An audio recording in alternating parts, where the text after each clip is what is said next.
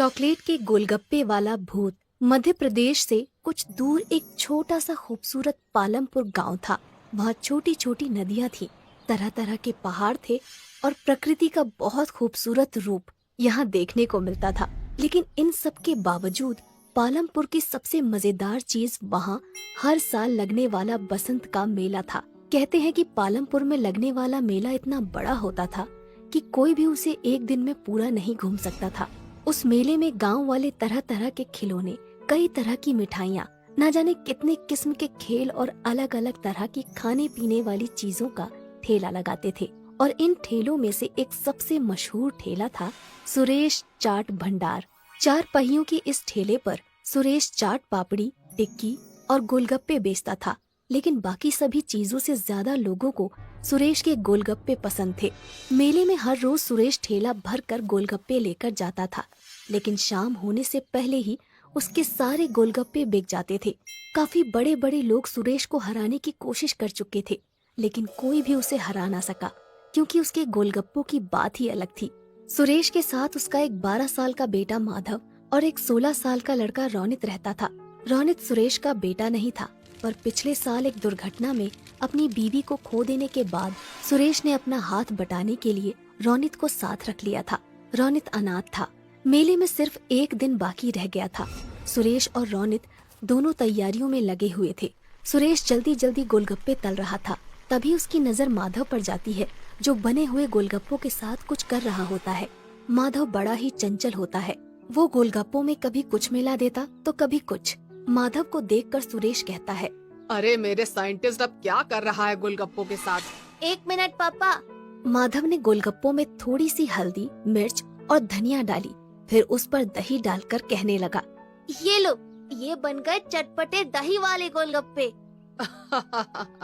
जब तू गोलगप्पे बेचेगा ना, तब ये सब नुस्खे अपनाना। अरे माधव, पढ़ लिख कर गोलगप्पे क्यों बेचेगा? क्यों, क्या खराबी है? काम इंसान को छोटा बड़ा नहीं बनाता, बल्कि इंसान काम को छोटा बड़ा बनाता है। अच्छा, मतलब ये गोलगप्पों में मिर्च धनिया भरकर बड़ा इंसान बन जाएगा? क्या पता बन जाए। तुम्हें पता है, माधव जिस उम्र में है, उस उम्र में एक इंसान का दिमाग सबसे ज्यादा तेज होता है। वो ये सब बातें कर ही रहे होते हैं कि तभी माधव चिल्लाता है, ये देखिए पिताजी, मिट्टी के गोलगप्पे। ये देखकर रोनित हंसने लगता है और कहता है, अगर गोलगप्पे में मिट्टी मिला देना दिमाग है, तो अच्छा है मेरे में कम दिमाग है। अच्छा चुप रहो, वो हरी वाली पोटली लाकर इस पानी में मिला दो। मैं बाहर काम से जा रहा हूँ, आते हुए रात को देर हो जाएगी। ये कहकर सुरेश वहाँ से चला जाता है और रोनित पोटली के पास चला जाता है। वहाँ 2 रंग की पोटलियाँ होती हैं, एक लाल और एक हरी। रोनित गलती से हरी की जगह लाल वाली पोटली उसमें मिला देता है। तभी उसे बाहर से कुछ आवाज आती है और रोनित बिना पानी को देखे ही बाहर चला जाता है। उसने ध्यान ही नहीं दिया कि पानी का रंग हरे की जगह काला हो गया था। रात को जब सुरेश घर वापस आता है तो देखता है कि माधव अपने बिस्तर पर सो रहा होता है, पर रोनित घर में कहीं नहीं होता। सुरेश को लगता है कि वो काम खत्म करके अपने दोस्तों के साथ खेलने चला गया होगा। रात को सोने से पहले वो निश्चय करता है कि कल की तैयारी का सारा सामान देखकर सो जाएगा। वो चाट पापड़ी देखता है, जो कि बिल्कुल ठीक होती है।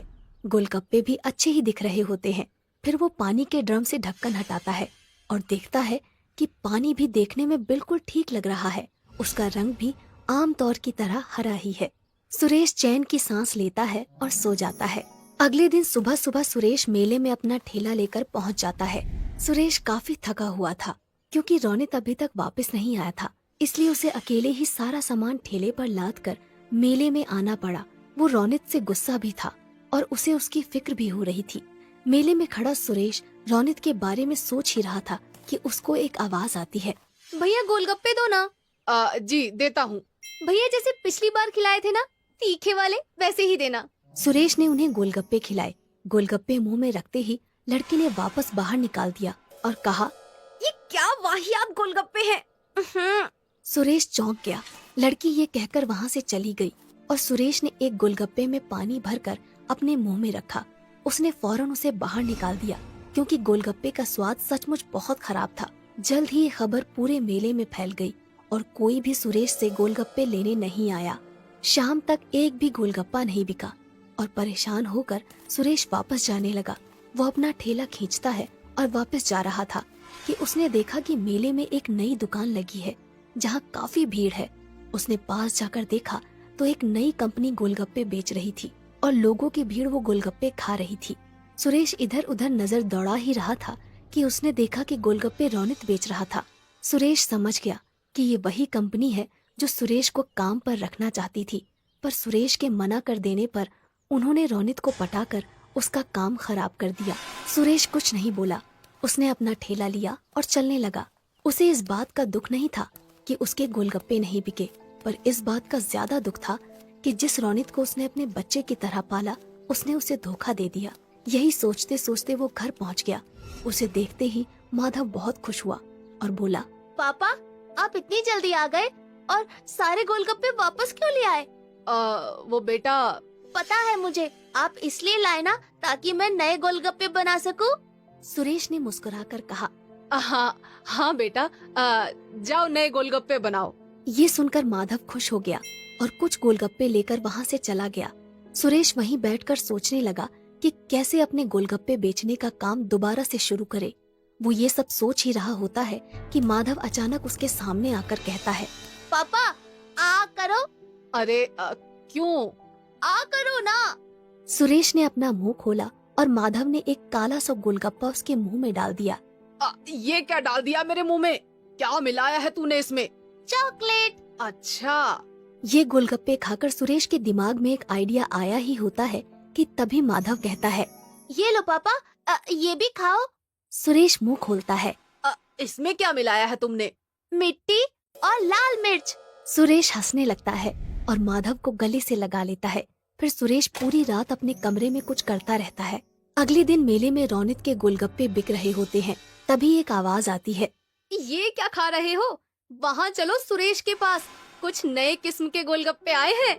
ये सुनते ही सब सुरेश के पास चले जाते हैं और देखते हैं कि उसके ठेले पर चॉकलेटी रंग के बेहद खूबसूरत और अलग से गोलगप्पे रखे हैं। सब वो गोलगप्पे खाते हैं और सुरेश की बहुत तारीफ करते हैं। तभी रौनित वहाँ आता है और कहता है, तुमने ये कब बनाए? मेरे जिस बच्चे का तुम मजाक उड़ाते थे उसी का आइडिया है ये। ये किसके गोलगप्पे हैं? चॉकलेट के। अच्छा, मैंने तुम पर बहुत भरोसा किया था रौनित, पर तुमने वो तोड़ दिया। रौनित कुछ कहने ही वाला होता है कि अचानक भीड़ से आवाज आती है, और गोलगप्पे दो भैया। अरे भैया, और गोलगप्पे तो खिलाओ। अरे बिल्कुल बिल्कुल, अभी खिलाता हूँ मैं। ये कहकर सुरेश गोलगप्पे बेचने लग जाता है और दोबारा पालमपुर के बसंत के मेले का सबसे मशहूर गोलगप्पे वाला बन जाता है, चॉकलेट के गोलगप्पे वाला।